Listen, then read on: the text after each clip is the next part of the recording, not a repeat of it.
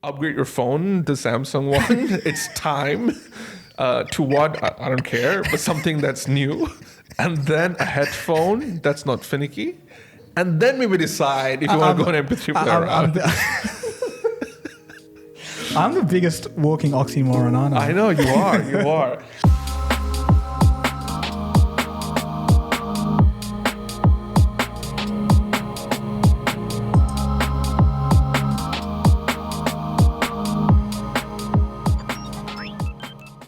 Hi, and welcome to another episode of Through the Web with me, Dagogo. And me, Tawsif. And here we talk about everything technology, science, and internet. And this week, I am sad.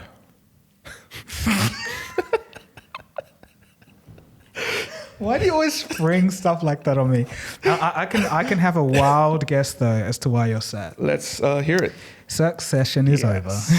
It's very sad. It's like, is it that feeling? It's like, what do I do with my life now? Yeah, I know it's weird kind of centering your life around a TV show, which it isn't, let's just be clear. But at the same time, it's like, this is something I've been looking forward to for a long time because TV shows I don't invest on a lot over the last few years. I think prior I used to check everything here and there, but now, obviously with time and everything, and as you grow older, just don't have that much bandwidth to invest for so many hours on TV shows, and then only to be left disappointed towards the end.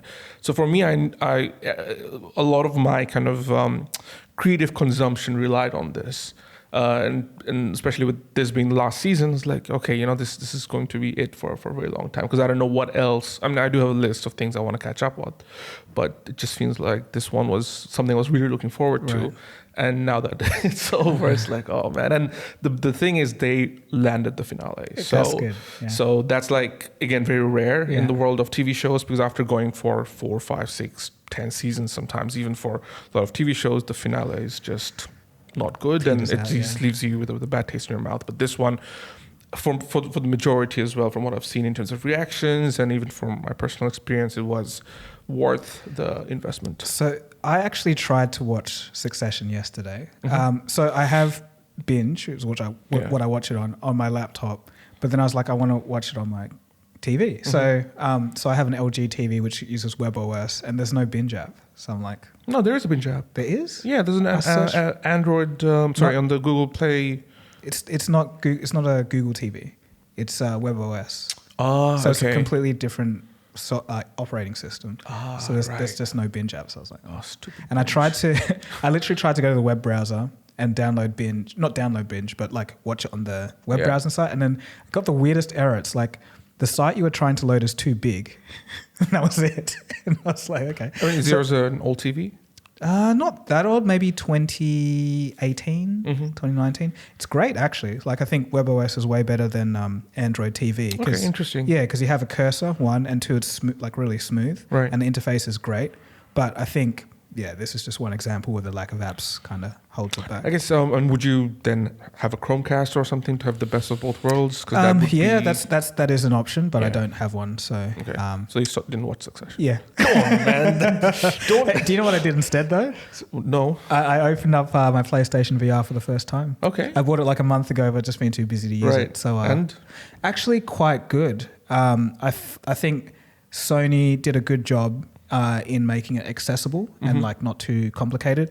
And there was this one game that I played where you're kind of like the space cadet person, but everything they did was so intentional. Yes. So for example, your hands, like they're hands, but you can have this like gun thing that you use, but each of the buttons are like literally, it looks like a PlayStation controller in a way, but like disguised as a sci-fi gun inside the game. So like every button like works as it would. But another thing is like you can lift up objects and whatever, but because you're in space, it doesn't feel weird, because normally when you lift up an object, obviously on Earth there's gravity, but because you're like on this low gravity environment, it makes sense. So, and you've also got this jetpack where you can like hop around. So I thought that was quite good. It's actually a really good introduction for a lot of people who have never tried VR before. I just want to give it a go. So I mean, on that note, I do have an update on the Meta Quest 3 coming out. I don't know if you saw that. Oh yeah, I saw some headlines. Just going on. Yeah, straight into the news, because I had this other point about Succession, but I guess I'll come back to it. Okay. But for those who don't know, the Meta Quest 3 is out. That's an improvement on the Quest 2. It's a VR wireless headset.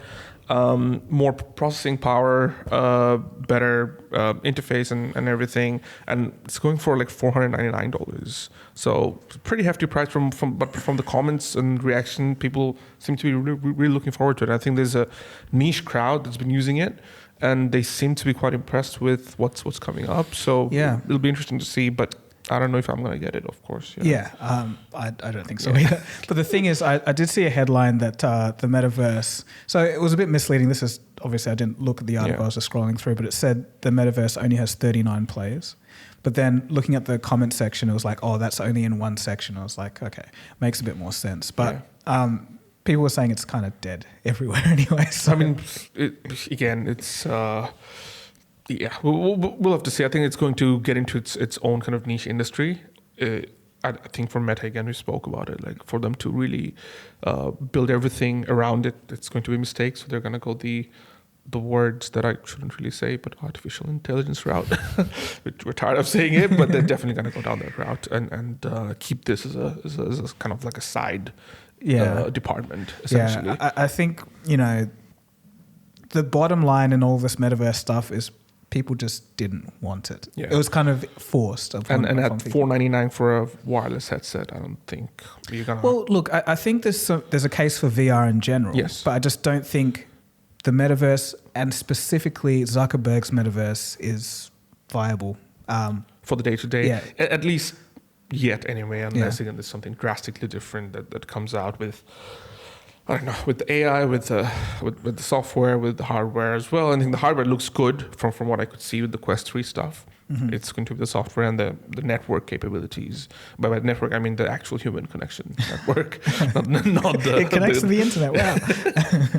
There's going to be a question in one of the... We got sidetracked. It was part of the news stuff that we have anyway. Okay. But just going back to the Succession stuff, obviously, for those...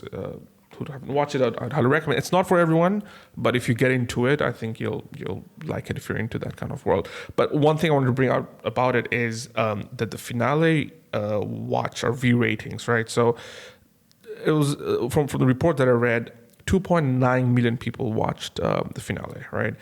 Compare this to Big Bang Theory, which ended, I don't know, probably 5-6 years ago now, had 18 million. So it's not to say, one is, I could say one is objectively better than the other in some ways, but in terms of, obviously some things don't reach the mass success, or some things take time to kind of build up, especially with short seasons and stuff like that. But I wanted to bring this up because obviously there is a discrepancy in terms of how people are viewing content these days, and also the fragmentation of how they receive information, right? So just wanted to ask you, and it's not going to be about entertainment content, because I kind of know where you kind of get it from, like mostly YouTube, word of mouth is what I'd be guessing. But in terms of news, how do you stay updated with the latest tech stuff? And this is actually a question for the listeners as well, and the watchers and viewers as well. Where do you get your information from in terms of news? Because now everything's just so fragmented, right? And especially for you, who's essentially a journalist in a lot of ways, where you're passing on information, you're building stuff in terms of visuals and keeping up to date. What's your source, and how do you usually receive it?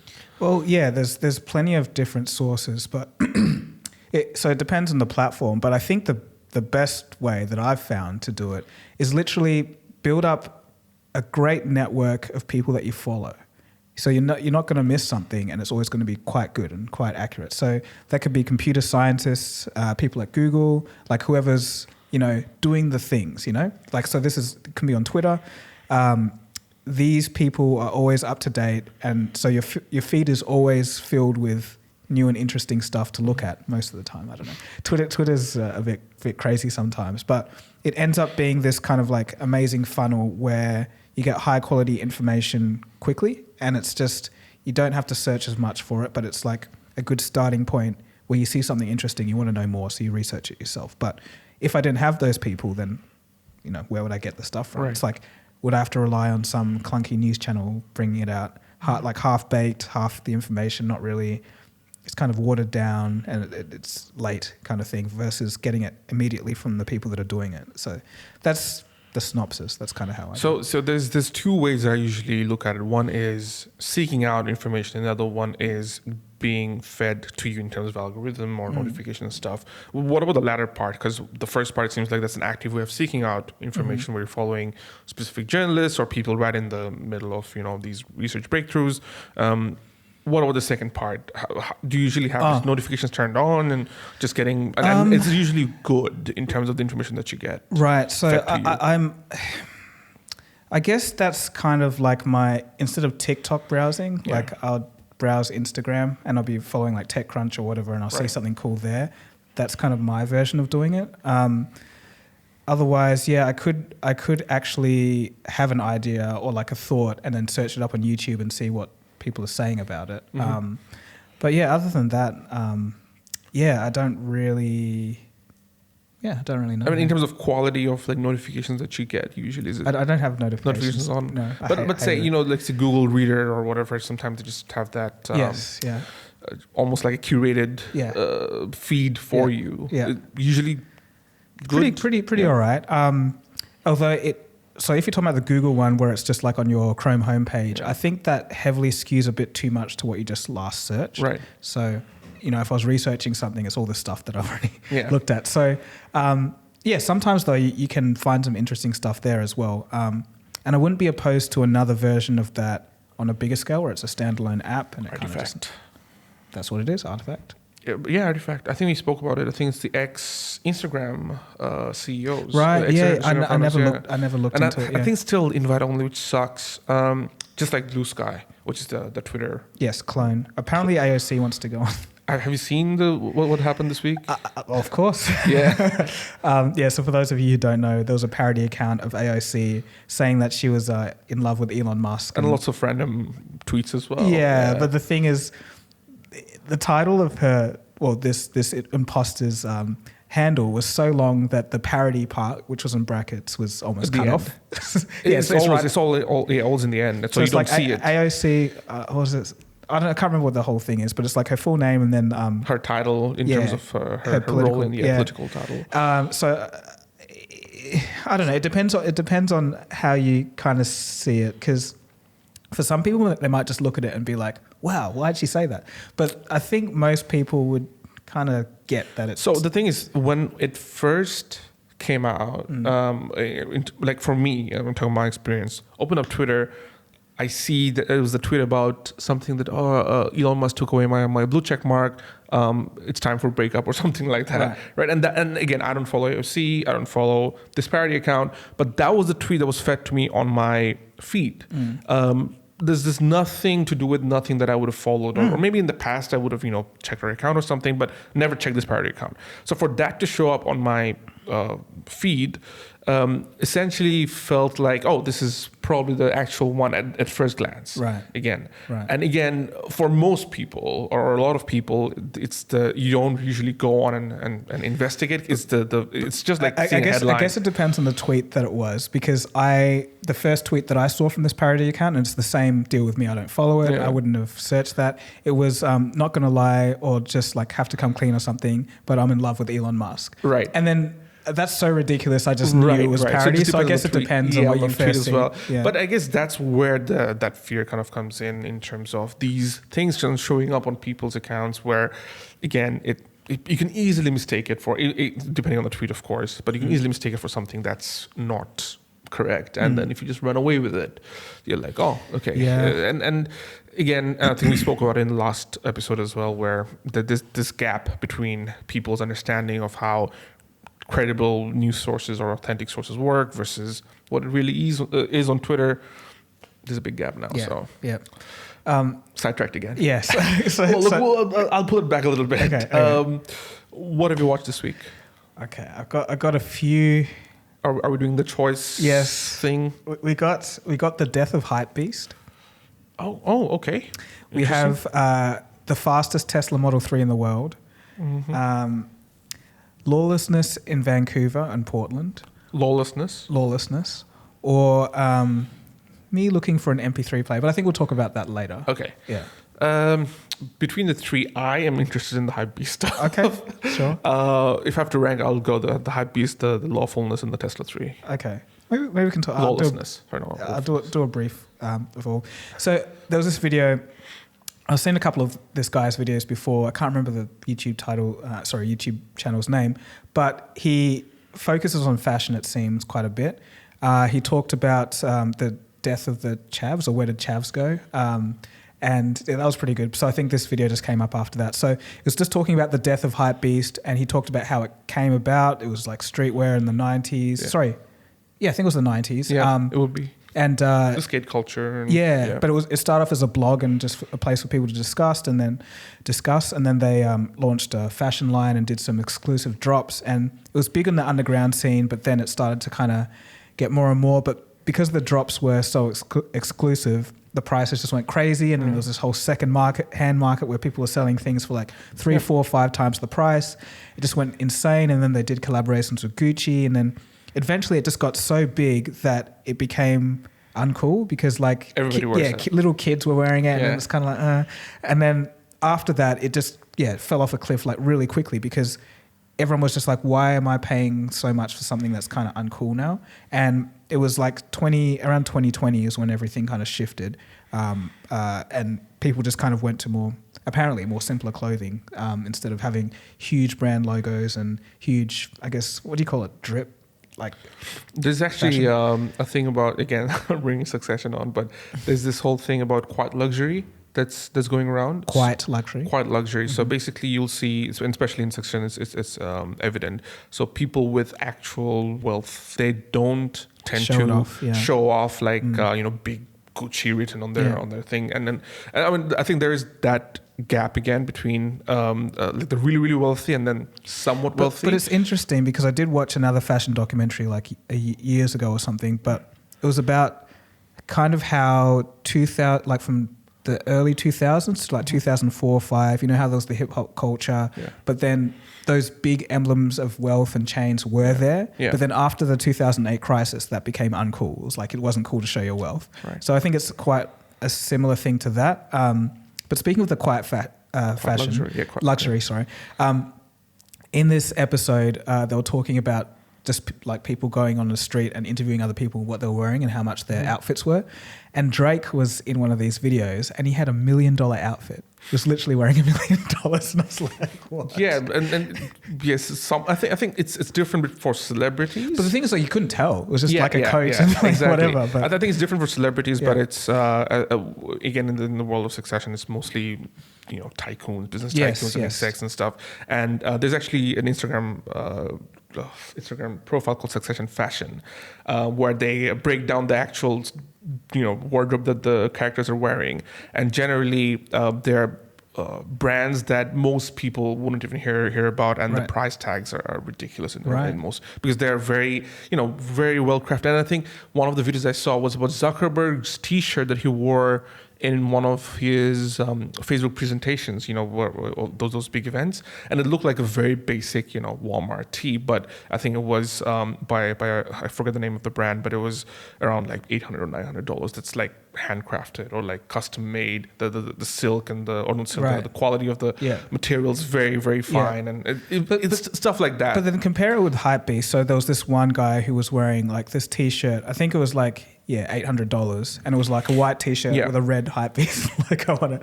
And the guy was like, "Why is you wearing that shirt? Like, why is it so expensive?" It's like, it's because it's HypeBeast. And it's like, but why? Yeah, and that's the thing. The difference between HypeBeast stuff is they go for actually cheaper retail price. So they're usually within the affordable range. It's the second market that really pushes that price up into crazy amounts. So that you mentioned 4 or 5x of the original price. But then you look at the stuff that Zuckerberg wear. I think it's Brunello something is the name of the brand.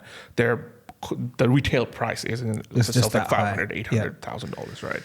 But it's I'd definitely like to check out that video you mentioned. Yeah, I thought it was interesting because I saw the title and I was like, that's true. Where is HypeBeast? Like, I haven't really seen it. You know? HypeBeast, and I have to get into it because HypeBeast in itself is actually the website, and then the term used for people who wear these brands like Supreme and other ones. So yeah, I'd have to check it out. But yeah, it seems definitely up my alley. Yeah. Okay. And the second one was the fastest Tesla Model 3 in the world. So this was like a clip of some guy who was like a DIY garage kind of person. And so he got a Model 3 and was just wondering how fast he could make it if he stripped out all the internals. So he took the doors off, expecting Tesla to get, as in the computer to get angry or something, but nothing happened. Took off the boot, took off everything. So eventually he just had the frame and wheels, one pillar with a seatbelt. And that's it. Oh, and for legal reasons, he put the brake lights on. But it was hilarious. Like, it was just like he drove through a drive-through and just seeing people's reactions and whatever. But so I think the original Model 3, that car that they had, was 3.5 seconds, 0 to 60. They got it down to like 2.5. Like, full second faster by just taking off all that stuff. So I thought that was crazy, but also extremely dangerous, you know? Yeah, for sure. Yeah. So there was that. And then the lawlessness in Vancouver and... Portland. Is actually Portland, did you mention? Yeah, and Portland, but actually not just Vancouver, it's the whole of Canada. Very interesting because I guess I'll start with the Portland one. So I don't know if you know, but in Portugal, they decriminalized all drugs since like the early 2000s. No. Okay, well, they did do that. And it's had a massive effect on, you know, there's been a decrease in overdose and deaths and whatnot. Yeah. So the people of Portland saw this, or I guess the governors, and they're like, this is a great idea. Let's do the same thing. So they did, but they forgot to implement the part that gives people, I guess, resources like help, addiction prevention, counseling, all of this stuff. They didn't do that. They just gave drugs away for free. Yeah. So what do you think happened? Everyone got addicted, people on the streets, and there was this guy that was going around.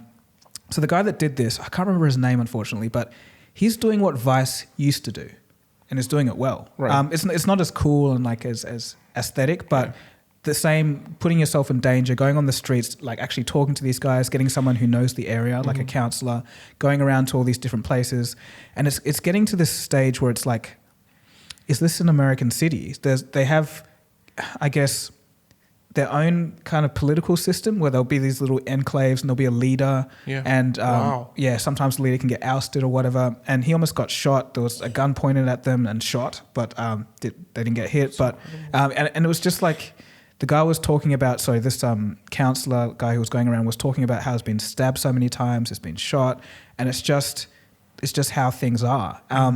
And it's just terrible because the police can't really prosecute. They kind of made it almost legal to steal, so there's just a whole bunch of crime going on. And, I don't want to kind of say all of Portland is like that. I don't know, but from what I've seen, it seemed really horrific, and it just seemed like no one was doing anything about it. And basically a similar story in Vancouver. So they did the whole legalizing drugs thing, but not implementing the other side of it. And we ended up with, at the end of that second documentary, there was like a van that pulled up who was selling cocaine and like heroin and all of this, and everyone was like, cool. And there was a big line that was like out the front of this van, but it was ridiculous. It was like, and it's legal and no one can do anything. It's going to be interesting to see how Portugal made it work, right? Because I've been seeing a lot of videos that compares life in the West versus life in Europe, for example. And it seems like, going back to the whole loneliness epidemic situation, where it seems like in Europe there's a lot more community aspect to it, in terms of starting from family values all the way to just the overall societal bonding that a lot of these European, again, I haven't been to either of those countries.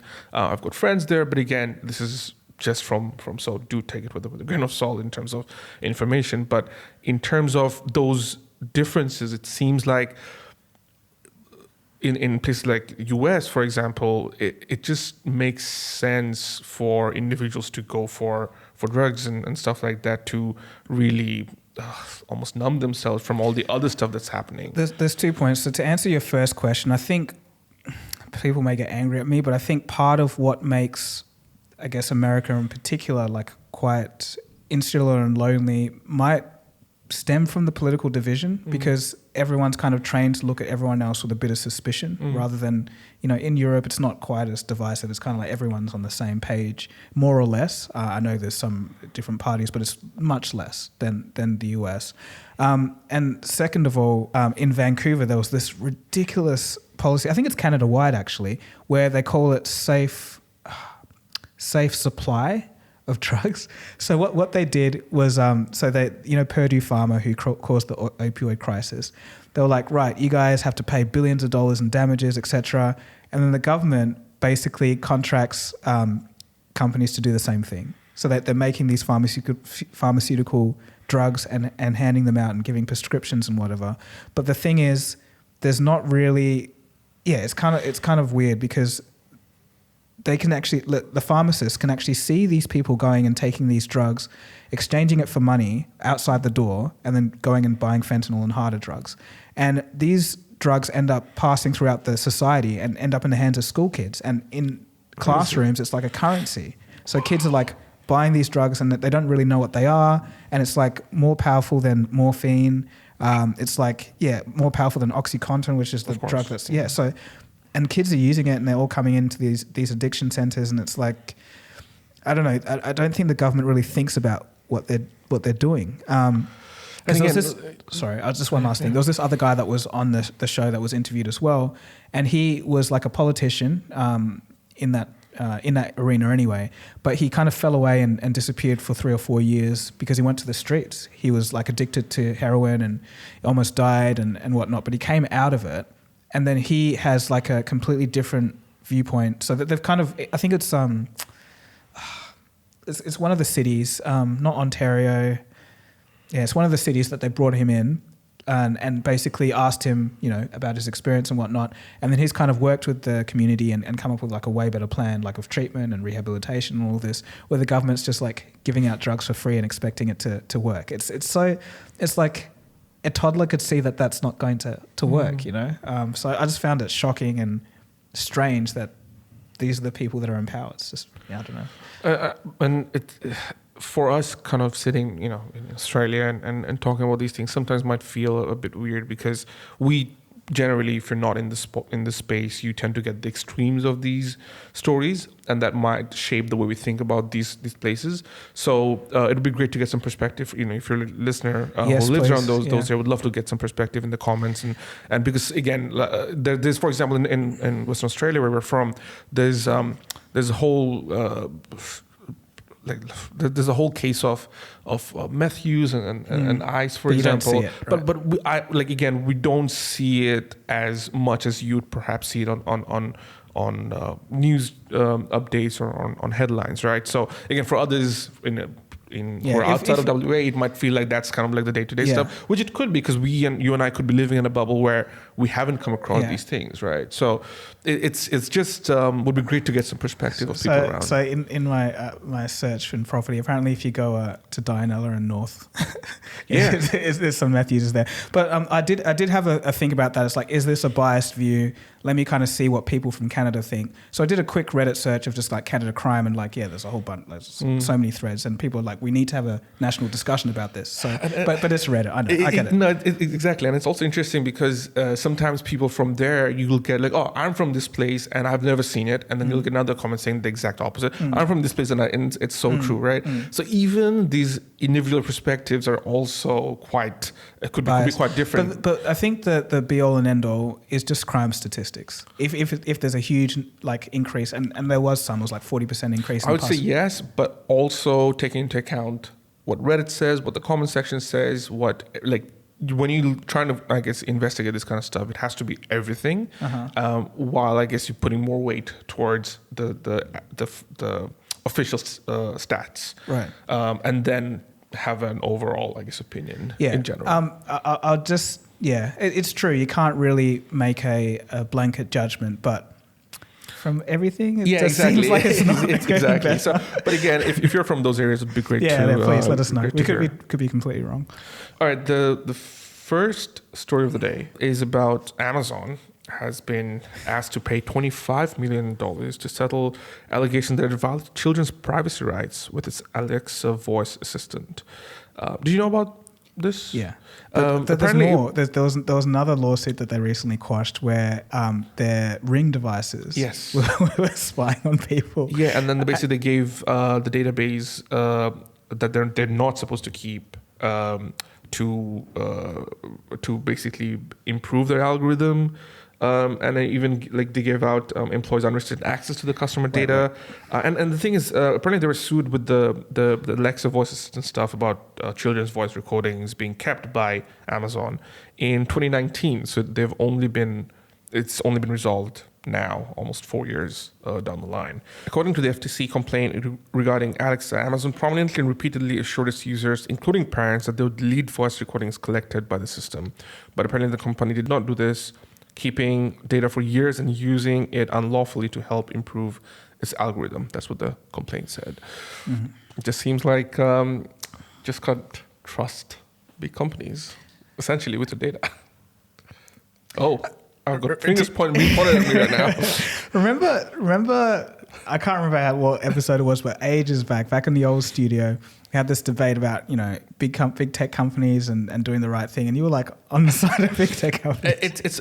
I still am, in the sense that I know that they're going to do this stuff anyway, and it's more like I don't agree with it, but it's just assuming that they just have all this information, But that's why do we live in such tyranny? Why do we tolerate it? It's like we shouldn't. And I don't think we do, which is why they're having to pay this amount. So it's like, but it's the cost of like $25 million for Amazon is like 10 cents. It's the cost of doing business. They could just repeatedly, do this or hide it for another 5 years or do something else, and they'll just be paying another little slap. And I think what I had reasoned last time was that I'm okay with the ads that they serve me for the data that I get. Yeah, but it's not. Ultimately, that's what it comes down to. It's not just going to be ads, though. In the future, it's not just going to be ads. If all of your personal data is out there, mm-hmm. there are many things that can be done with it. I think what it should be in an ideal world is that each individual should be given their full right to own their own data and how it's being used. I think that's what should be implemented by the government, by the big tech companies. They have to come to a solution at some point. And I think it will get to that point to some degree. But you know what governments love? Money. Well, beyond that, they love to also be able to see what their citizens are doing. That's excellent. You can keep your population secure, safe from terrorist attacks. You'd like to know when there's going to be threats to public safety. You'd like all your all the conversations and kind of picking up what's going on. Yeah, and I guess again there are people like myself who are okay with trading our data to if the idea is that okay, that's going to keep us safe from those things, right? And again, if somebody isn't, they shouldn't be forced to give that data to government and stuff. But I think some level of interaction, basic level of interaction will definitely take place regardless. Like, for example, if you're signing up for your driver's license, you have to give out your information. Yeah, of course. But it's not so much a matter of being forced. It's just taken and we just don't know about it. That's kind of... Yeah, and again, it's just being clear about how the data is being used. Because that would be nice, but I don't think that's going to happen. They'll say, oh, it's this, and this, and this, but there's this whole other world. Going back to the driver's license information, for example, right? Like to get one, you have to give out your address, your personal information, your driving history, for example, if it requires, or your if you've been in accidents before and stuff like that. Again, that's information that the government literally needs to determine if you are a good driver or not for public safety. But that's inconsequential, though. It's like... Yeah, so this is your rule. This is all about the road. That's essentially road safety and all. How are you on the road? Yeah, but then if going to that whole black and white situation where you're like, no, I don't want to give that information, but I still want to drive in the streets. But I'm saying that's fine. All of that is fine. Right, all this driver's license and whatever. Yeah.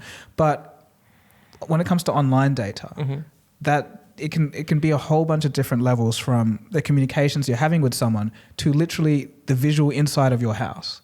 Those things can be extremely valuable for a lot of parties. Like that's like a wet dream for a lot of governments. Like to be able to actually literally see what people are doing and have, you know, I don't know, an AI algorithm figure out if there's something suspicious going on in the house, call law enforcement without, you know, any problem. Like that's what they would love to do. And I just see it as a future that I'm not happy about that, you know. It's a big breach of trust. It's like you buy a Ring camera expecting it for you to see what's happening in your home, but to have an external party see that's like the biggest. And I agree. I think again, you're not agreeing to that data being sold or being used, right? So again, if that's the case, then you're not supposed to do that, right? Like they're not supposed to do that. Yes. So therefore, as an individual, again, there is, I guess, some level of. It's just okay. Maybe I'm thinking like this because I recently watched a 4-part series. Not recently, but a few months ago. Like just on, you know, the whole how America changed politically and foreign policy and domestically after 9/11 and what happened, etc. And just the way the Patriot Act like went through and just what it was supposed to be and how it got twisted and turned. It's just like when you let that little foot in the door, it's kind of like that's it. It just keeps growing, keeps expanding, and then you just end up with something that no one wants, but no one really knows how to get rid of, and it's just not fun, you know. No, I agree with you in general terms, but I guess how do we get to a world where people who are okay with sharing this information is given the opportunity to do so for exchange of safety and for greater good versus people who don't. And again, it's a tough kind of I don't think you can have the two existing because I don't know. Like to me, it seems like if you can get data from the people, that data is going to be taken. It's, you know, either you can't see it or it's going to be abused. That's kind of. Just on that note, another news came out that I think this month, Air NewZealand is weighing passengers before they board international flights as part of a survey to determine average passenger weight. And apparently this weight will be anonymously recorded in a database, but not visible to airline staff or other passengers. And it will be used to improve fuel efficiency in the future. Now, in kind of, I guess, the overall reasoning behind it, again, if I'm having to pay less for it, I'm happy to give my weight to it. And if there's some sort of a personal one-to-one kind of thing, okay, like if you don't have any medical conditions or whatever, and you don't weigh a certain amount, you get to take more weight with the suitcase because it makes sense. I get it. Objectively. Yes, but now if they're using my information to give out to big pharma that I haven't agreed to, I think that's where the problem is. Right. And the thing is, like, there's a risk that will happen. Yeah. Like just the right bribe, the right deal, the right government, the right legal loophole, that it's a risk. So I don't know. I don't know what the answer is. I don't know. It's just my opinion. I'm just not a fan of it, you know. That's it. But in terms of giving your weight out to airplanes, would you do that? Yeah, that's fine. I don't care. Like I find that fairly inconsequential. What I'm talking about is like our communications, our privacy. That's what I'm concerned about. What about a free upgrade for all your WhatsApp data? What do you mean? Like if Air NewZealand just says like a free upgrade to first class for all your WhatsApp data. No, I'm not doing that. No. Why? It's a free upgrade. Lifetime free upgrade for all your WhatsApp data. How about that? Lifetime first class. But where does Air NewZealand go? It's not enough places for me to. Okay. Lifetime upgrade, Etihad or I don't know, Qatar Airways. Okay, for all my WhatsApp data? For all your WhatsApp data. Sure. Really? I'll just use a different app. Yeah. Oh wow! So see, there's a price. People will bend to give the data if the price is right. So I guess there's that. Imagine an advertising company paying everyone tens of thousands of dollars for their data. It's not going to happen. But yeah, I guess there is a price. There is a price. This is one thing that as I was kind of reading the Air NewZealand story, that apparently late last year, the EC European Commission was seeing that if they can. Provide 5G technology on airplanes. 5G? Yeah, okay. And which will also, I guess, make sense that then you won't have to put your phone on airplane mode, right? Mm-hmm. And it seems like increasingly this whole airplane mode stuff where you have to turn your phone off or put your phone on airplane mode during flights is seemingly inconsequential these days. Yeah, so I haven't looked into I've heard this is just like vague off the back of my head memory of what happens, but apparently like airplane, if you don't put it on airplane mode, like it can affect takeoff and landing in the sense that it fiddles with some of the instruments. But I also heard that wasn't really true, so I'm not entirely sure. But whatever the case is, I think it's less and less important. Because don't they say now you can use your devices? Oh, I think they still do say as long as it's on airplane mode. So I don't know. Yeah, that's all. Have you been keeping an eye on Nvidia? I know they reached $1 trillion market cap. Yeah, they did briefly. So Nvidia is a tech company, and they've joined the likes of Apple, Microsoft, Alphabet, and Amazon, where they've been in that 1 trillion market value club briefly this week. And shares of they're essentially a chip maker. They've based in California, US, that have risen significantly and tripled since the start of 2023, in part of the AI innovations in the past. So we have to get into the AI stuff finally. I think we should call it the AI zone or something of the podcast, where we just talk about AI for a bit.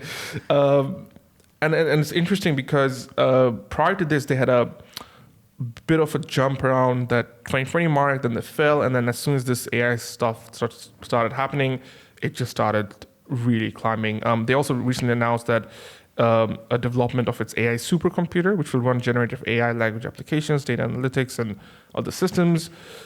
Even with its high valuation and large market share, analysts believe that NVIDIA's AI chip segment has even more growth opportunity as generative AI forefronts the technology sector. This is also, it's coming at a time when apparently Intel might also be catching up to TSMC. Right. Well, before we get to that, just on the Nvidia thing, I think that they're selling the shovels in the gold rush. They're providing all that infrastructure.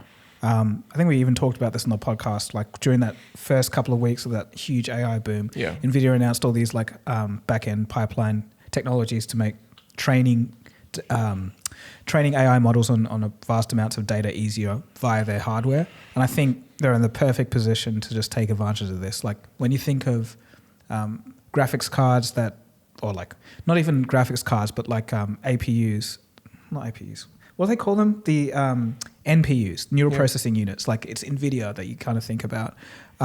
So it's just, they just happen to stumble across this at the right time. But it'll be interesting to see where this goes, man. Like imagine if Nvidia becomes the most valued company in the world. I think there's a potential, isn't it? But that would just... Be no crazy. one would have, 3 years ago, no one saw that coming. No. And again, this is where AI is changing so many different segments, because NVIDIA also does other areas, with providing stuff for the healthcare industry and other different industries as well. So it just seems likely that, other than gaming and machine learning, there's just so many different industries that are also being boosted by AI. NVIDIA also kind of rides that wave. And I bring that Intel one up because on Tuesday this week, the Nvidia CEO was asked if the chip maker is looking to diversify its supplier base given the rising tensions between the US and China. And this is a quote from the CEO, Jensen Huang, who said that we have a lot of customers depending on us, and so our supply chain resilience is very important. We manufacture in as many places as we can, but we're open to manufacturing with Intel. And Intel CEO Pat has said that in the past that we're evaluating their process, and we've recently received the test chip results of the next generation process, and the results look very good. So for the CEO of NVIDIA publicly saying that they're open to manufacturing with Intel. I think there's a little bit of an extra something going on here. So when the 3 nanometer process was announced by TSMC, Apple swooped in and bought 100% of the supply. So it's just kind of hard to get your hands on those smaller die processes. So I think that has a part to play, but also obviously the rising tensions between America and China. And Taiwan being in the middle of that, I think, has a big part to play as well. Even though TSMC is trying to aren't they building some factories in the United States as well? I think it's part of the whole US and China situation as well. So TSMC would be looking to do that. So I think it's probably wise to diversify. But so Intel for a long time was struggling to get their process right. And essentially they ended up cheating on a whole bunch of benchmarks and trying to just make huge deals with all these computer manufacturers or laptop manufacturers for them not to use AMD processors and to stick with Intel. Basically, they had them in a stranglehold. So they were really scummy and just not doing well technologically. So to see them turn around, they have actually done quite well in their latest gen CPUs. They use a lot of power, but they're still like, keeping up. So yeah, we'll see what happens. Hey, and for those of us who are not well versed into the whole nanometer system, so apparently getting to the 3 node is 3 nanometer process node. That's the next kind of step. So that's where everyone's trying to go for. And I think the latest I heard is the MacBook Pro, the new one that was supposed to be coming out at this WWDC, was supposed to be using that new process, so it would be the M3. But unfortunately, it seems like the yields were very bad. I think it was like 60% or something, which means that out of 100 chips that you make, like 40 don't really work properly.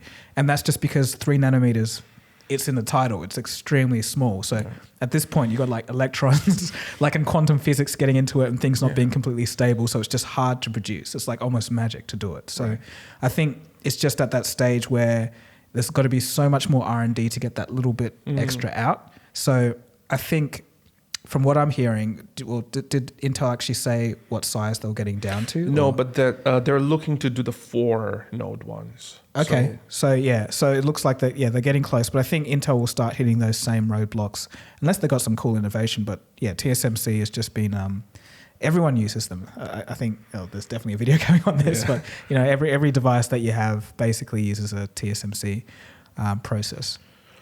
Right. I think we've well and truly reached the AI zone of the podcast. So, before we get to that, there's one thing that I do want to talk about. Sure.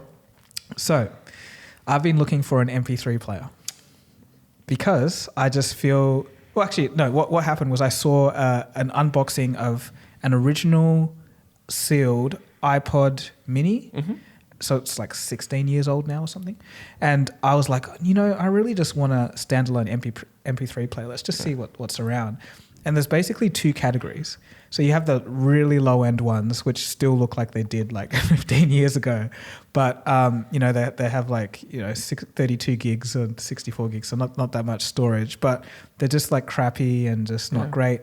And then there's nothing throughout the rest of the price range. And then you have the really high, like, $800 to like $3,000, $4,000, $5,000 players. And it's just like, what happened? So turns out at the lower end, smartphones just killed them all. Even a mid-range phone could do something better. And all that's left is the high end where you have like specific DACs and like circuitry that really affects the sound for like audiophiles. Apparently they can tell. But, and it's just got all these features like just geared towards like the high end of the market. And that's the only place where it seems like people can make money now. Mm-hmm. So I'm kind of trying to find something in the middle because all I really want is, it's weird, even some of the expensive ones have like laggy interfaces. So I just want something that's smooth, would work, and definitely 100% has to have pause, forward and backwards buttons, like physical. I need that. That's just like, it's so annoying not to have that, having to pull out your phone and change the track. And aside from that, like a lot of the music I have isn't on Spotify or like any streaming platforms. It's just like hard drive music. So like it's kind of like I need a lot of space on it as well. So that's like another thing. Can't you just put them on the phone? Yeah, but it's annoying. Like I've got all these notifications coming at me. Like I have to, like every time I want to skip a track, I have to like pull it out, and like the headphone things. Don't you have like widgets and stuff? Widgets? Yeah. No, as in like in my pocket. I don't want to take it out of my pocket at all. Right, okay. Yeah, so, I mean, if you're using a Bluetooth headphone, you can just... Yeah, I know, but it's like, well, what I have is finicky anyway. But also, I don't like Bluetooth headphones. I like wired ones. It's just... Cutting edge technology right here. No, but it's just like I'm so particular about my audio. Like I'm annoyed with all the stuff going on. I just want some good, anyway, but I find that, it's just so hard to find. It's such a forgotten market that no one's really putting much effort, or they are, but it's all on the real high end. It was so interesting to like dive into that for a few hours and just see what's around. So have you decided on anything? Well, there is one that I'm thinking of. It is, I looked at the Sony Walkman actually, but apparently it's not, there's a few things wrong with it. It's kind of sluggish. And so you're going to go for a high-end one then, potentially? The lowest of the high end, yeah. The very lowest of the high end. And some of them look crazy. They're like one of them has like a big jog dial for the volume. Actually, that all of that series does, and I like that as well. It's like anyway, but maybe I'm a bit of a weirdo. Okay, but that's just how I'm feeling at the moment. So yeah, if you want an MP3 player, it's not an easy market. I don't think I'm going back that route, man. It's I'm truly happy with my phone, my Bluetooth headphones. I do use the Bose 700s. Okay. It's been doing the job for me, and apparently, there's a whole world of good headphone, like again for the audiophiles and stuff. So there's the high end stuff where you can really do the good stuff, but the Bose and the Sonys are more for the beginner. Right. Like the high end of the Bose and Sony are for the beginner audiophiles. If that makes sense. Right. But it's more than what you would need for day to day kind of stuff. Right. So yeah. I'm pretty okay with that. Yeah. Just one last thing that annoys me about Bluetooth headphones is the lag. Like, if you're trying to like work on music or edit a video, it's kind of like... Yeah, so for moving around and stuff, I'd happily use Bluetooth stuff, like in terms of when we're at the gym or for a run or just stuff. I get you. On my PC and stuff, I'd be okay using a wired headphone. Yeah, okay. So for you, it's that the wires get annoying, is it? Or no, it's like I don't really need it. Like it just serves, Bluetooth. it just serves a purpose, and it hasn't been I haven't faced any lags, in terms of the Bluetooth and the headphone stuff, especially for music and podcasts. So. Okay, interesting. Yeah, I definitely have a lag. I think you got to change your phone Maybe that's before that's you invest your hard-earned money. I'm getting new headphones when I get this player for sure. I think upgrade your phone, the Samsung one. It's time to what? I don't care, but something that's new, and then a headphone that's not finicky, and then maybe decide if you want to go an MP3 player. I'm the biggest walking oxymoron, aren't I? I know, you are. Should we really get into the AI stuff now? Or should we go and talk about radio? I don't know, like stuff that came out in the 50s. Or just, soon enough you'll get those boom boxes on your shoulder. That's probably the way to go. For sure, man. Look, for anyone else who are into cutting edge technology, it's good news for you, because apparently experts have signed a 22-word statement saying that they don't like this AI stuff very much, in the sense that they're general. Who's saying that? What? So basically, a lot of people have gotten together, including Sam Altman, and so-called godfathers of AI. They've signed this 20-word statement saying that mitigating the risk of extinction from AI should be a global priority, alongside other societal scale risks such as pandemics and nuclear war. So they're kind of putting AI level extinction of humans the same threat as pandemics and nuclear one. These are people who are essentially AI experts, right? So this came out just last week, from what I know. Professor Yoshua Bengio I think is his name. He's also one of the people who are called the AI godfathers. He said he felt lost over his life's work, and this is this again came up after he joined calls for AI regulation. He also said that militaries should never be granted AI powers. So it's more and more people, especially in the AI circuit, seems like they're finally, after they've unleashed this crazy beast, like, oh, you know what, maybe we should have put some risk assessment and ethical lines drawn before we had let this out in the public. So there's that's happening. I think we've spoken at length about this as well. Do you have anything to add to that? Okay, so about 2 months ago, there was a representative talking to the White House spokesperson, talking about AI and just saying how it was a risk and it could be quite a threat to humanity. And then she laughed and said, "Oh, the way you phrased that is classic, like funny or whatever." And then 2 months later, like he asked kind of the same question, and she's like, "Yeah, we're taking this very seriously and whatever." So that kind of just goes to show, like, people.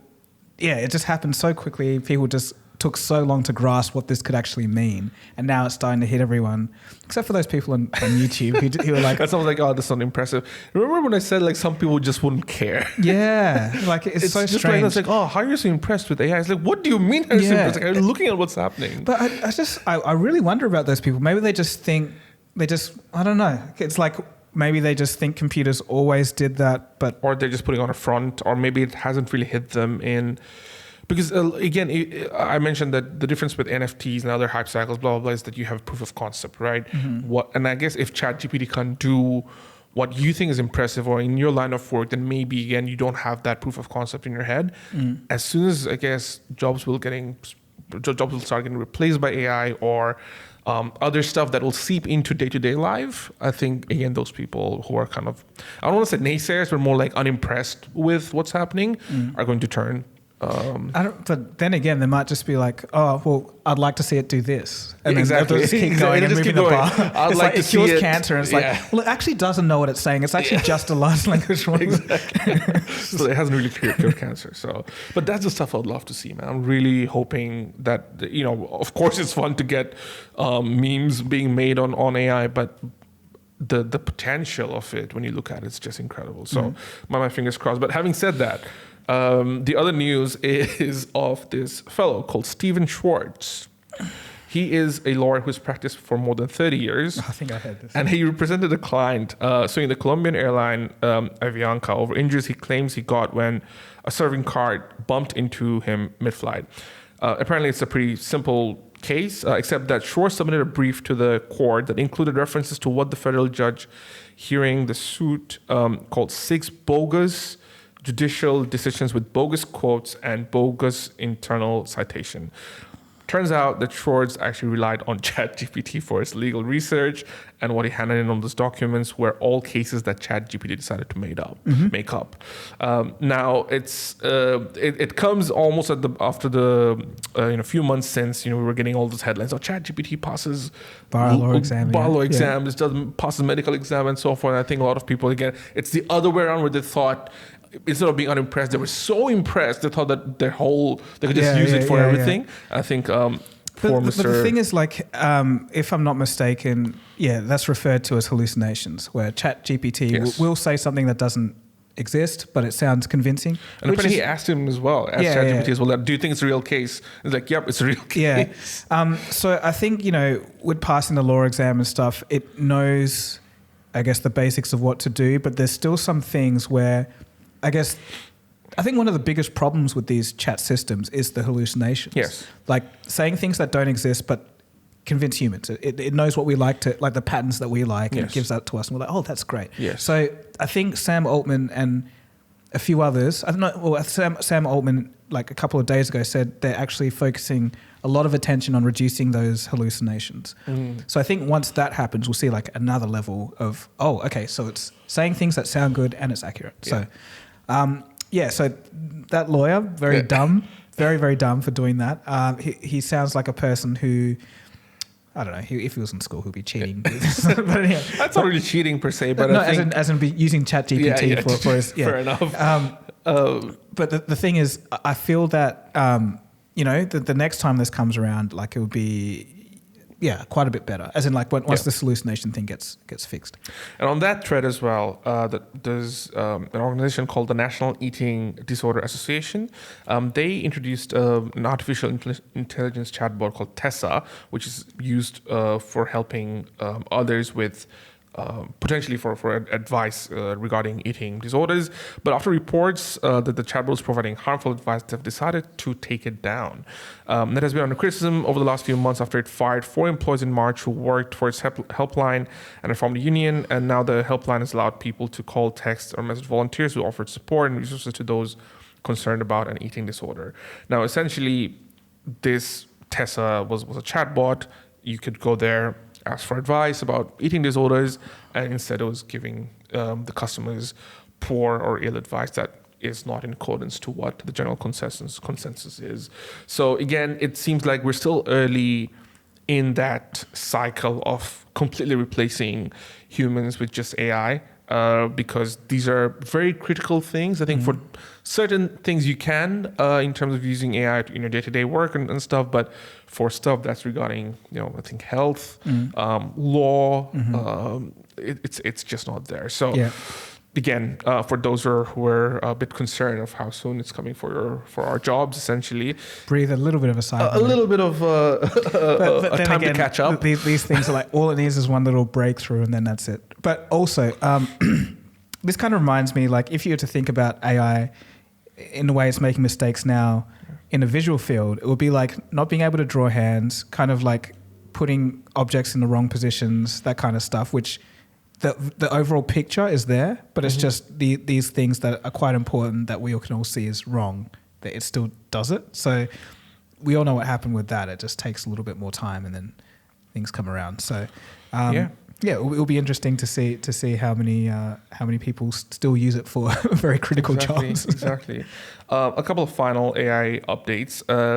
For those who haven't seen, Photoshop introduced Generative Fill, which uses AI to fill up parts of information based on photo that you decide to edit. So you could use, like an album cover, and then start extending, and it'll imagine what the extension of that photo is, and memes, as you would have seen as well, on any other image really, and it does it really, really well. If you haven't seen it, it's beautiful in some cases. Like some of the examples that I've seen, it's actually so nicely done. Photoshop actually used to have this something else called content aware fill. So for those who use Photoshop, you can just have this part of extension and right click and get into content awareness, and it'll fill that space. But generative fill, which is a whole different version, not even a version, it's a different beast of itself, does it way, way better. And it looks good, it's easy, it's fast. That's, again, a scary part for, I'd say, primarily graphic designers. So again, if you're looking to make posters or something like that, this tool, again, if you know how to use Photoshop, it's very, very simple. So I heard an interesting quote, not heard, but it was part of research for this other video I'm doing for a series on AI. But there was this guy that had a quote that summarized everything quite well. It's not the fact that AI is going to take your job, that's not going to happen, but someone using AI will. And I think that's the distinguishing part. It's kind of like it gives people the power who had like no skills, didn't end up bother training, to actually come in and kind of do the job that someone who's not using AI wouldn't even be able, or it will take a long time for them to do. So I think, the fact is it's still a tool. It's not like it's just going to do your job automatically. No. But the fact that the people that do use it have a massive boost over those who don't is going to be an issue. There's a few threads of conversation here. The first being Photoshop, when I guess AI was first, which is only a few months ago, but when AI was first really gaining traction, people were thinking, it's over for Photoshop because anybody can use Dahlia and Midjourney. But as soon as Photoshop or Adobe introduced AI into their day-to-day workflow, you can see how well it's catching up. And now people won't need to go to Discord and Midjourney and all that kind of stuff. They can just, people who have been using Photoshop, they have it natively available to them, something that, if not same, in fact better in a lot of ways than what you'd get on Midjourney and really, in terms of the generative fill. It's okay. Well, generative fill, but that specific stuff, and I think again Adobe will probably get into those specific areas as well, where you can just create images from scratch, right? You've got Runway where you're creating videos from scratch. So again, those elements, it seems like Photoshop's easily. Or Adobe is easily catching up. And what a lot of people thought that they were going to be left behind, right? Where I think who might be in trouble is Canva. So Canva was killing Photoshop because, you could do simple, and again, Canva is used by people for day-to-day kind of simple graphic design work, right? Like you need a poster, you need a flyer, you need something done for a quick workshop that you have, I don't know, for your studio or whatever. Very much corporate-facing small business spaces would use Canva a lot because, again, you'd need a graphic designer who'd use Photoshop that stopped that whole chain. And now with Canva kind of lagging behind, unless they again come up with something cool with AI, ultimately I think the losers will be graphic designers in this case. And it's interesting because graphic design as a concept is such a 21st century thing, because prior to that you didn't really have graphic designers. I think the Industrial Revolution was a time when you needed posters for the railway system or a new brand or actually having certain what did you say? Wait, did you say graphic design is a 21st century thing? Yeah, or would it be 20th century, sorry. Yeah. So prior to that you didn't really have graphic design as a mainstream kind of profession, but now I think graphic designers specifically who work for corporate bodies, it's going to be a bit tough to tackle this. It's true, but then again, like there's the matter of taste. It's like you can ask the AI to generate something for you from scratch, and it looks good. But the thing is it what the client wants? Does it really represent the brand? And that's the thing. In most of the cases, the clients Don't care. they don't know what they want in a lot of ways. So there's three things that requires a successful product promotion. So you've got the business that needs a perfect product photography or promotional material. Then you've got the client who would have to communicate that, and then you've got the graphic designer, right? And generally, the graphic designer would have their own creative and art input, but most of the cases they don't generally win because their art or creative input is overshadowed by the requests of the clients and stuff. So what this could do is that if the client really knows what they want, and they just type it on Photoshop, and they've got some level of familiarity with how editing softwares work, you won't really need a graphic designer, right? And most of the graphic designers tend to work for corporate stuff. And again, obviously there's that 5 to 10% who would do creative stuff, which is awesome and great. But then I'm talking about the small to medium businesses that require a graphic designer, at least in-house, or even through an agency and stuff like that.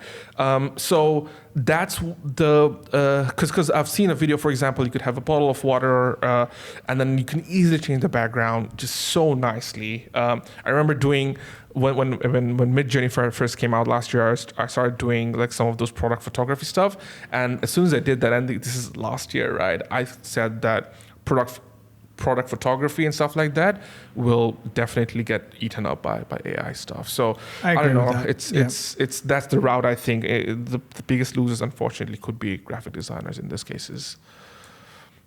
Yeah, but then again, it's like when the Macintosh could use a laser printer, and then suddenly all those calligraphy guys are like out of work. Yeah, but I don't know. And that's the thing. There's still a lot of calligraphy artists that exist because there's still a need for that in a lot of areas. But again, that's squeezed into that really smaller portion as opposed to a day-to-day calligrapher that used to exist in the past, right?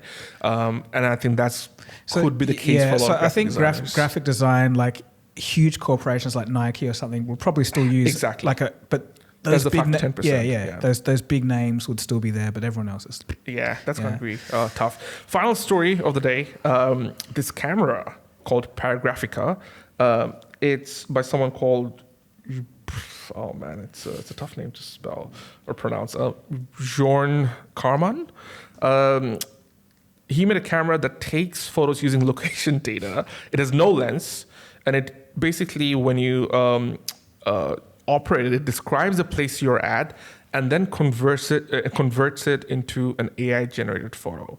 Paragraphica is a context-to-image camera that uses location data and AI to visualize a photo of that specific place and moment.